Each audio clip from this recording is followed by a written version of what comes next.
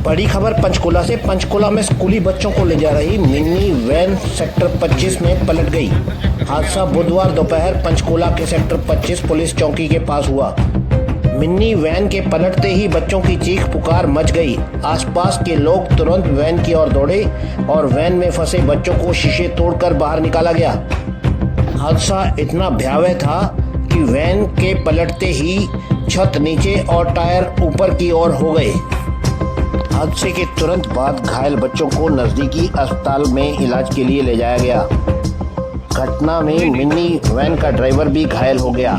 गनीमत यह रही कि इस हादसे में कोई जानी नुकसान नहीं हुआ। बताया जा रहा है कि यह मिनी वैन निजी स्कूल के स्कूली बच्चों को लेकर जा रही थी। हादसे के वक्त वैन में 8 बच्चे सवार थे, जिनमें से 4 को अधिक चोटें आईं। 2 घायल बच्चों को ओजस अस्पताल, 1 को डिस्पेंसरी और 1 बच्चे को जनरल अस्पताल सेक्टर 6 ले जाया गया। घायल बच्चों को देखने पंचकुला की पुलिस उपायुक्त हिमाद्री कौशिक भी तुरंत अस्पताल पहुंची। पुलिस घटना की गहनता से जांच कर रही है। पंचकुला की डीटीओ हैरतजीत कौर बराड़ ने अवैध स्कूली मैक्सी कैब को लेकर क्या कहा, देखें पंचकुला से पत्रकार राजीव ठाकुर की ये रिपोर्ट।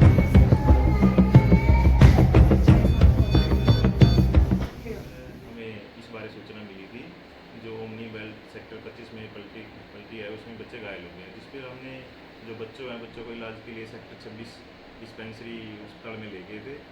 जो वहाँ पर 2 बच्चों को थोड़ी हल्की ज़्यादा चोटें थी, जिनका इलाज हॉस्पिटल में चल रहा है। इसके अलावा जो ड्राइवर है ओमनी वैन का, उसका भी सेक्टर 6 पंचकुला से इलाज चल रहा है।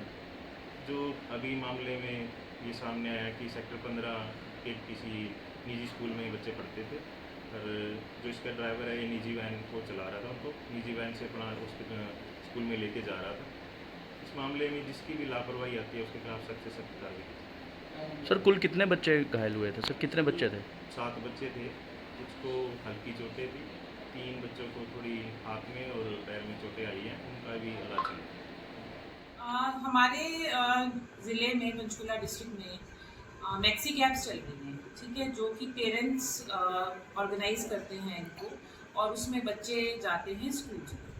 तो वो सुरक्षित स्कूल वाहन पॉलिसी के अंदर नहीं आती, क्योंकि उनका कोई कॉन्ट्रैक्ट नहीं है स्कूल्स के साथ, जिसकी वजह से कोई भी गॉड फॉरबिड एक्सीडेंट हो जाता है तो हम उसके ऊपर एक्शन उस तरह से नहीं ले सकते, क्योंकि पेरेंट्स ने मिलके किया है। एक प्राइवेट काइंड ऑफ सेटअप है, स्कूल इसमें रिस्पॉन्सिबिलिटी नहीं ले रहा है, वो कोई किसी तरह का उनका आपस में कॉन्ट्रैक्ट नहीं है स्कूल्स और मैक्सी कैब के कॉन्ट्रैक्टर्स का, जिसकी वजह से हम नहीं चाहते कि आगे कोई इशू आए।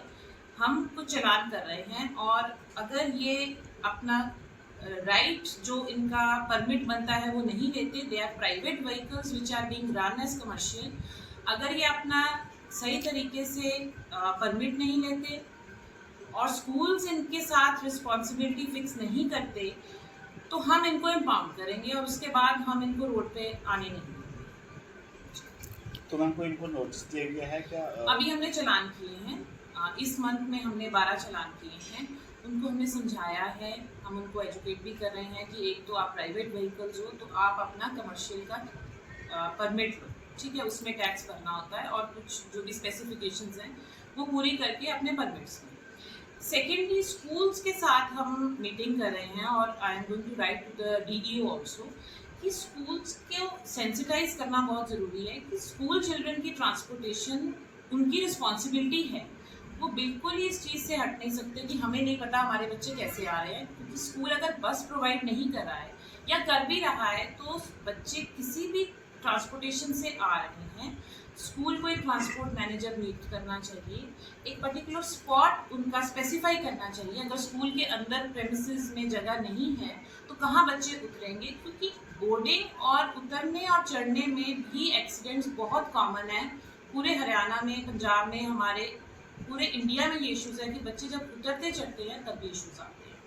सेकेंडली, ये जो मैक्सी कैब्स हैं, जब इनका स्कूल के साथ कॉन्ट्रैक्ट हो जाएगा और स्कूल के साथ एक MOU साइन हो जाएगा, तो फिर इसमें वो सारे नॉर्म्स लागू होंगे जो सुरक्षित स्कूल वाहन पॉलिसी के अंडर आते हैं, जिसमें कि स्कूल का नाम आएगा, येलो कलर की हो, अपने उसको पेंट करेंगे, उसमें जीपीएस इंस्टॉल होगा, उसमें एक नंबर ऑफ स्टूडेंट्स ही बैठ सकेंगे। ओवरलोडिंग का बहुत इशू है इन मैक्सी कैब्स में, बच्चे भर भर के बैठे होंगे, छोटा सा भी धक्का लगेगा तो एक दूसरे को लग के किसी भी फॉर्म ऑफ इंजरी हो सकती है बच्चों को। तो ये सारे नॉर्म्स उनको हम देख सकते हैं, उनके ऊपर हम चलान कर सकते हैं अगर ये स्कूल्स के साथ इन टच हो जाए तो ये बहुत इजी हो जाएगा। पेरेंट्स के लिए भी रिस्पॉन्सिबिलिटी उनकी कम हो जाएगी और हमारे बच्चों के लिए जो हमारा भविष्य है उनकी सेफ्टी हमारे लिए सबसे ऊपर।